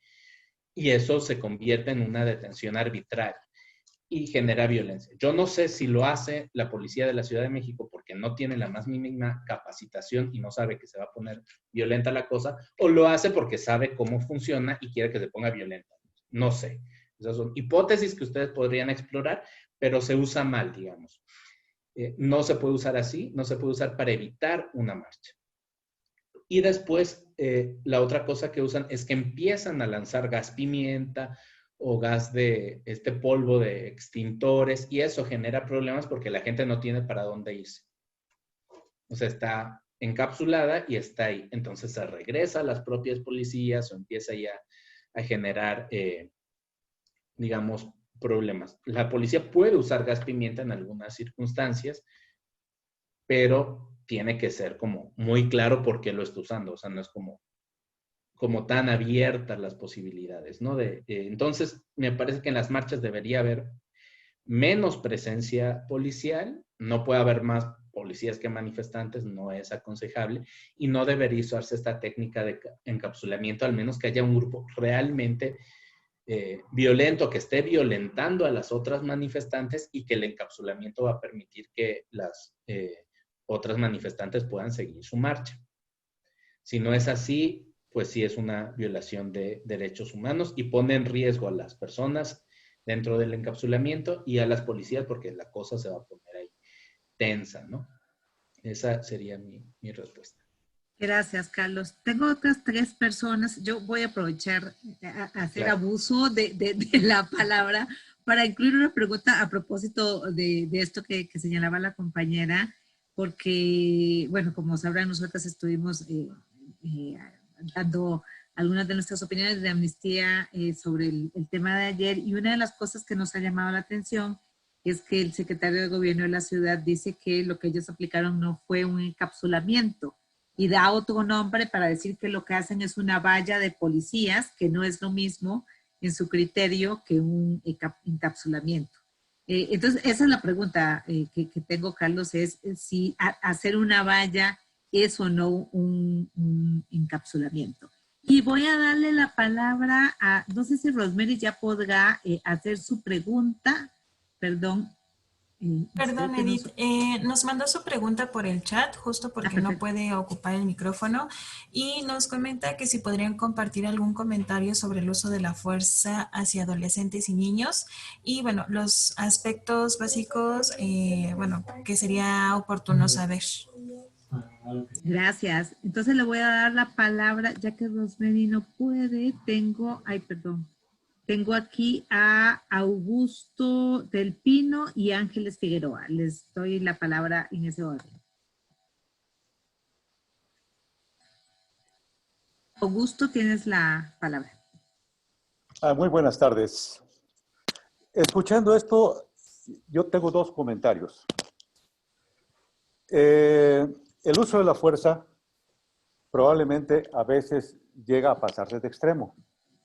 Pero creo que últimamente se ha ido incrementando, no tanto porque la policía no esté preparada o porque la policía no quiera actuar o esté actuando mal, sino más bien por la política que se ha llevado con respecto a las actividades policíacas.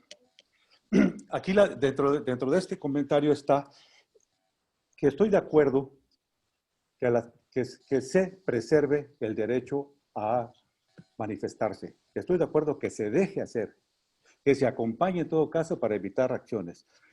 Pero también estoy de acuerdo en que cuando hay grupos violentos, como hemos visto, esos grupos violentos deben ser segregados de la manifestación, y también estoy de acuerdo que no estén detenidos, que sean reprimidos.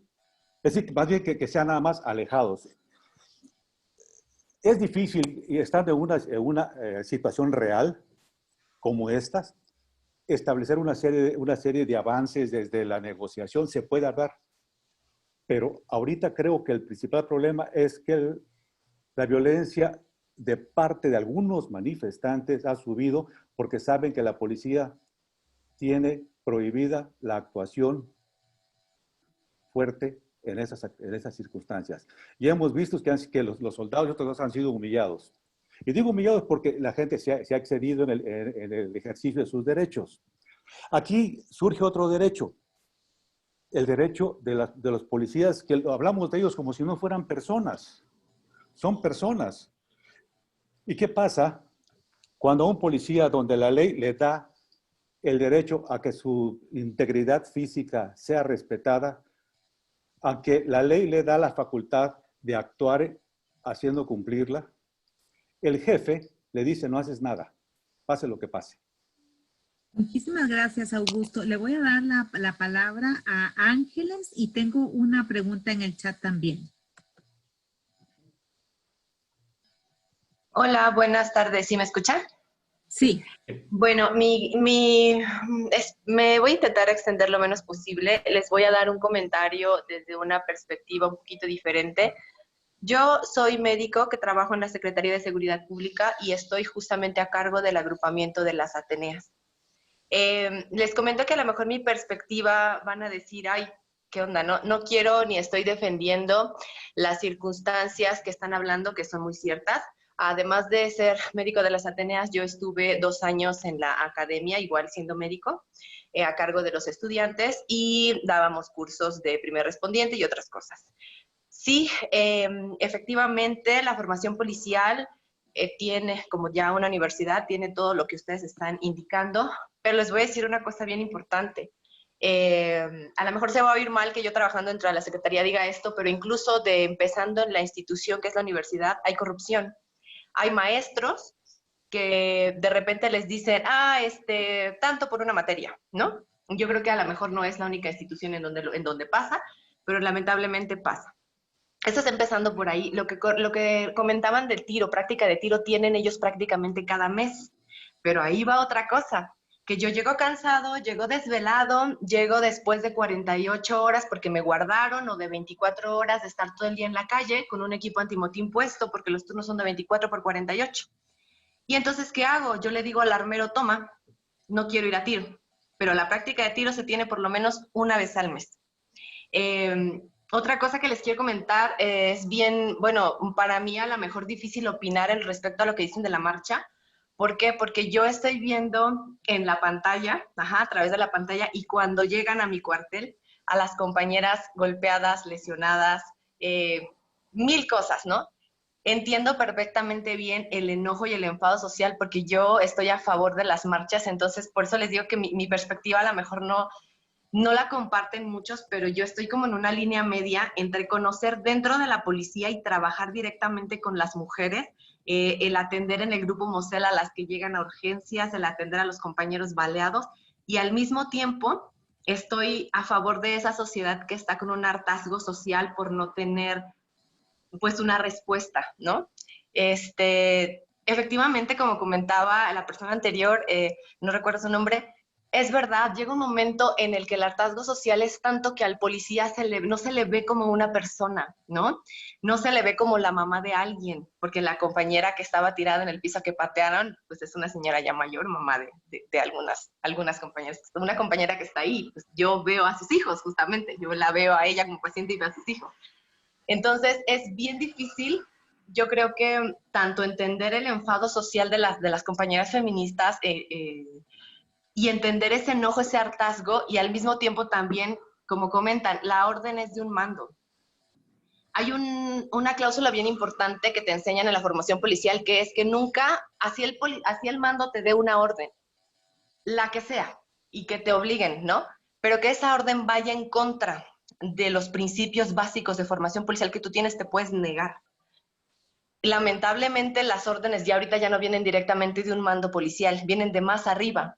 Ya hay reformas y hay estatutos distintos que el jefe Bernardo Gómez del Campo y otros coordinadores que no recuerdo sus nombres están modificando justamente para que no haya una actuación policial, como comentan en los medios de comunicación, pase lo que pase. Y te aguantas, pase lo que pase. Otra de las cosas que les quería comentar, yo casi siempre estoy presente cuando hay órdenes en las formaciones policiales.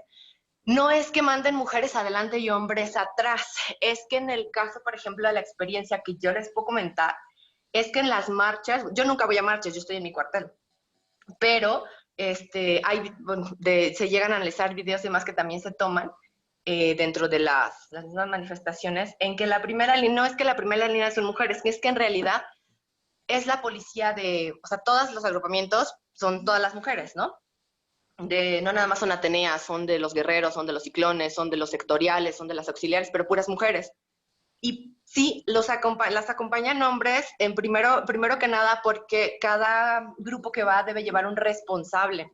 Y en este caso, prácticamente, que es algo que le comentaba yo al jefe Gómez del Campo también, en los grupos de líderes y en los grupos que representan a la Secretaría, no hay mujeres.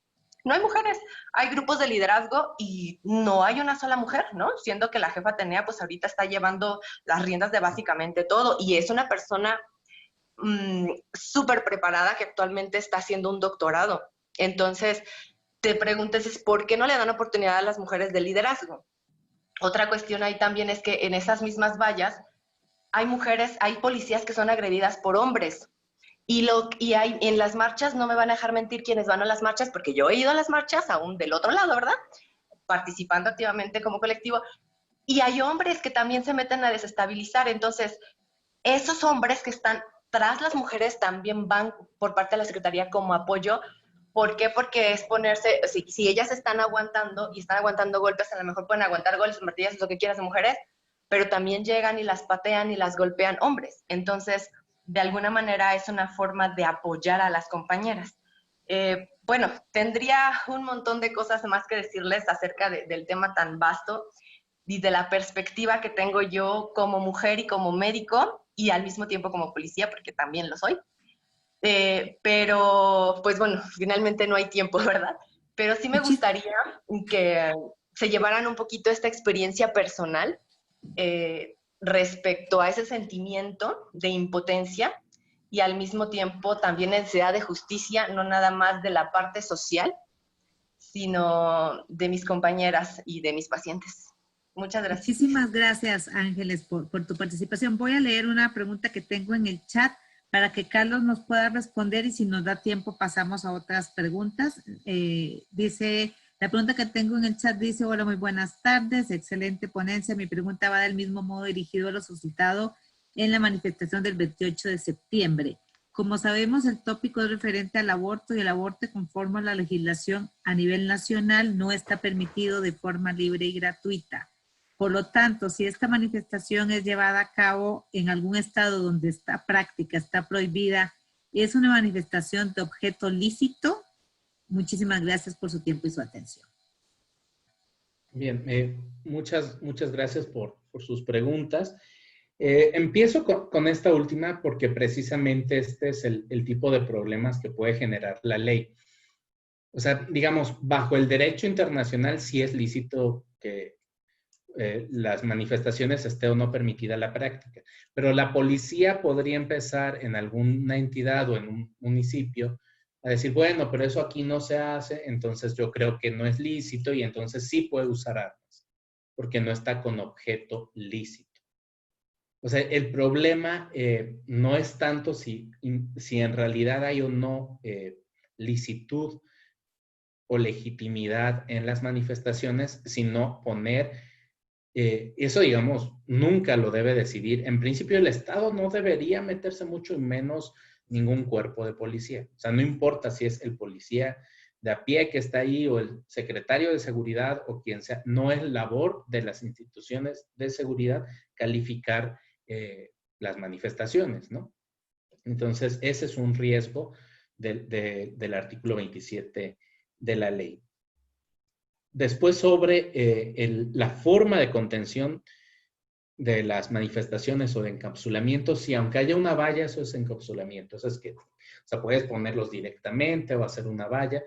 Si no pueden salir, o sea, en el momento en que se cierra y no puede salir, eso es encapsulamiento. No importa si se ponen vallas o no, si se ponen... o sea, la configuración de ese encierro no quita que sea encapsulamiento. Entonces, sobre eso, bueno, hay que verlo, digamos, como lo que es. Es una técnica muy riesgosa y sí genera violencia también contra las policías. O sea, pero es conocido. No eso es solo de México. En el mundo, por eso muchos países lo prohíben.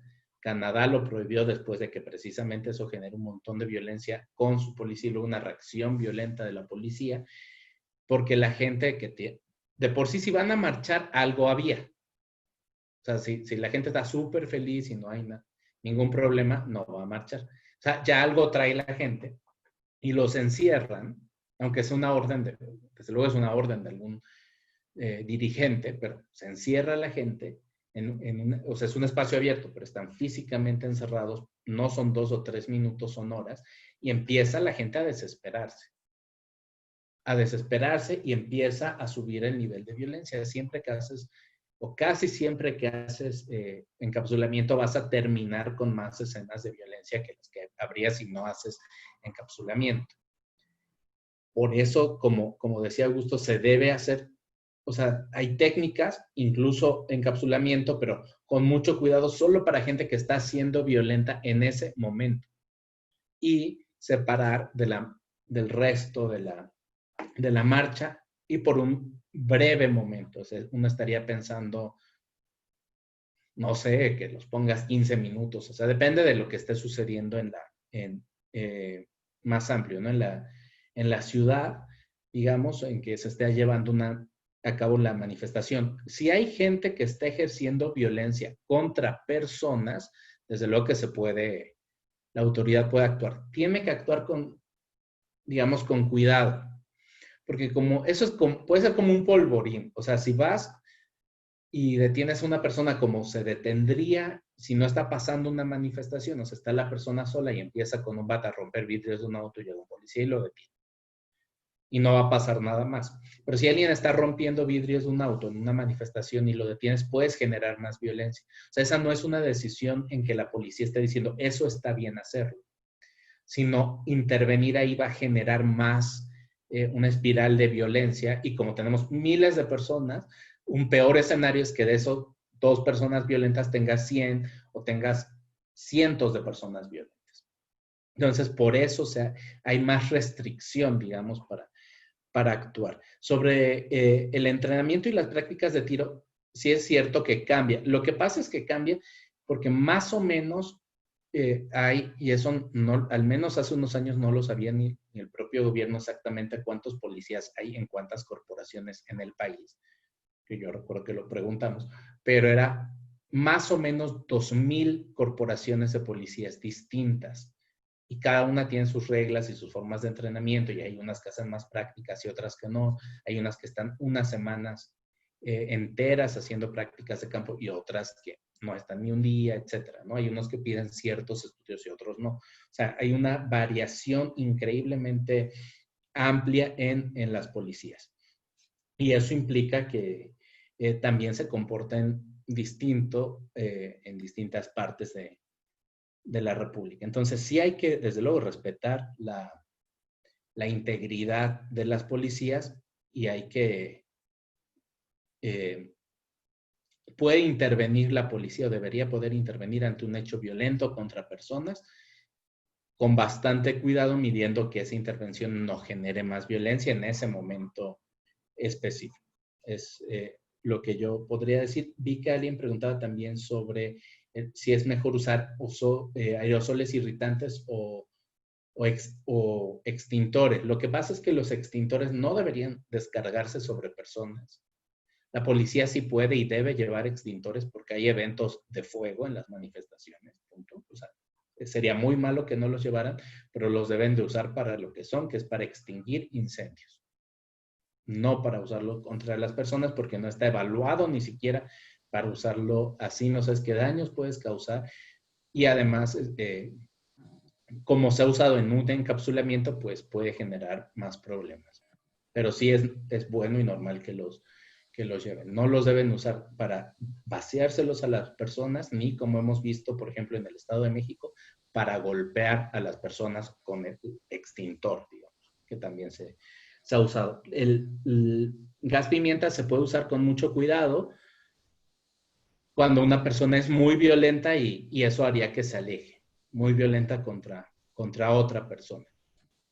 Pero tampoco es vaciarle la lata entera en la cara. Sí se usa en la cara. Es importante, o sea, sí se usa si lo usas para que lo respire, pero es como un poco y ya se va, o sea, nada más. Gracias, Carlos. Quedó pendiente mi pregunta de la valla. Que y sí tengo que sí, si una valla... Sí, es encapsulamiento, si no pueden salir, es encapsulamiento. En encapsulamiento, o sea, con valla o con cordón. Ok. Les estoy dejando ahí también un enlace de un test que tenemos de salida del curso, si pueden completarlo, por favor. Nos faltan 3 minutos, entonces yo quiero ver si da tiempo para la primera persona, por lo menos, que preguntó antes de despedir a Carlos, que es Raquel Martínez, y lamento mucho que no tengamos tiempo para todos, pero quisiera, Raquel Martínez, desde la ronda anterior. Entonces, te doy la palabra, Raquel, antes de cerrar.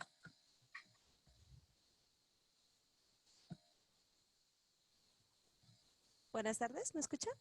Sí. Muchas gracias. Yo agradezco este curso, esta información que se nos viene brindando, porque muchas veces no tenemos la información a la mano en cuanto a los derechos humanos y todo la información que conlleva. Mi pregunta es concreta. Iba junto a la línea de Ángeles. ¿Por qué? Porque tengo amigos que son policías y me han contado lo que pasa. Desafortunadamente también debemos de tomar en cuenta que nosotros como personas a veces somos irresponsables en cuanto a lo que se nos marca la ley. Yo he dicho siempre que nosotros tenemos más obligaciones que hasta cierto punto de derechos. ¿Por qué? Porque si uno cumpliera las obligaciones que se nos marcan a partir de una sociedad, no habría como este tipo de situaciones tan caóticas. Yo también estoy a favor de las marchas, de las manifestaciones de manera pacífica. Entonces, ¿qué tanto es el derecho de los derechos humanos, tanto para la policía como para el yo que me estoy manifestando? No sé si me doy a entender, porque a veces nada más aplica para un sector y que hay de la otra parte. ¿Y qué tanto uso de la fuerza también utiliza el policía, que puede decir que es tolerable? Y la otra es yo como ciudadano, también yo cómo me resisto a esa parte. Entonces yo siento que es como un arma de doble filo. No sé si me di a explicar o lo que yo quiero llegar a como entender la pregunta. ¿Por qué? Porque siento que es por ambas partes. Eso sería todo y yo agradezco muchísimo que se me haya dado la oportunidad. A lo mejor lo dije muy rebuscado, pero a eso voy. Quiero que se haga como esta mediación de los derechos humanos, tanto como para el policía, como para el manifestante o al ciudadano en cuanto al uso de la fuerza. Muchas gracias. Gracias, Raquel. Gracias. Ya estamos como sobre el tiempo y por aquí me están presionando también para que cerremos. Entonces, no sé, Carlos, si tú quieres hacer algún comentario de cierre para después yo cerrar también la actividad. Sí, me parece bueno que este es un comentario importante, ¿no? O sea, el hecho de que las personas sean policías, desde luego, no es una limitación alguna a sus derechos humanos, y por eso muchas personas, incluidas, y muchas organizaciones, incluida Amnistía Internacional, ha insistentemente por muchos años pedido mejoras de las condiciones de los policías, incluyendo una reforma al horrible artículo 123 que limita sus derechos laborales y algunas otras. Digamos que sí es por ahí la construcción una sociedad democrática pasa por los derechos de todas las personas, incluidos los policías. Aún así, el Estado tiene una mayor responsabilidad cuando usa la fuerza a través de los policías, de hacerlo con el máximo cuidado posible y una responsabilidad mayor que la ciudadanía, ¿no? Pero estamos todos, creo, de acuerdo en que hay que respetar los derechos de todas las personas. Bueno, pues muchísimas gracias a Carlos, y bueno, yo quiero agradecer al equipo de la Unidad de Derechos Humanos de Amnistía Internacional, sobre todo a los compañeros de la Coordinación de Educación en Derechos Humanos, que probablemente algunas de ustedes han conocido también, a Alfonso Ochoa y a Francisco Zárate, que son quienes establecen la coordinación con el Museo de Memoria y Tolerancia.